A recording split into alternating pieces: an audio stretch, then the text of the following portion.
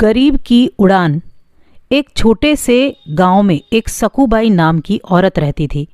उसका एक बेटा भी था, राजेश, जो कि पढ़ाई में बहुत होशियार था। सकूबाई के पति के गुजर जाने के बाद सारी जिम्मेदारियां सकूबाई के कंधे पर ही आ गई थीं। वह किसी के घर बर्तन मांजती तो किसी के घर खाना बनाती थी। उसका बेटा भी उसके साथ ही जाया करता था और वहां पर बैठे बैठे अखबार पढ़ा करता था।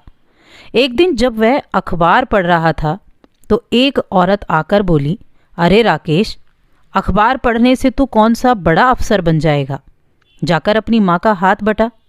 राकेश बोला, मालकिन, मैं बड़ा अफसर बनना चाहता हूँ। हम किताबें नहीं खरीद सकते, इसीलिए यह अखबार पढ़कर मैं जानकारी प्राप्त कर रहा हूँ। मालकिन जोर जोर से हंसने लग गई।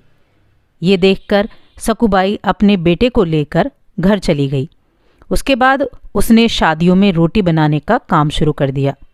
वह सुबह 3 बजे उठकर 15-20 किलो रोटियां बनाती थी और राकेश भी सुबह उठकर अपनी माँ का हाथ बटाता था। उसके बाद वो पढ़ने बैठ जाता था। एक दिन वहाँ उनके मकान मालिक आए और बोले, क्या सकूबाई, तुम तो 3 बजे ही उठ जाती हो और बिजली जला लेती हो। या तो बिजली का बल्ब भरो या फिर कमरा छोड़ दो। ये बोलकर मालिक गुस्से में चला जाता है। राकेश लालटेन लगाकर पढ़ाई करने लगा और सकूबाई भी उसी में गुजारा करने लगी।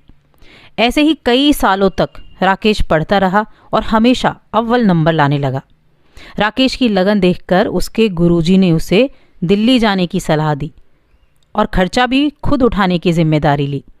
वह दिल्ली जाकर पढ़ाई करने लगा।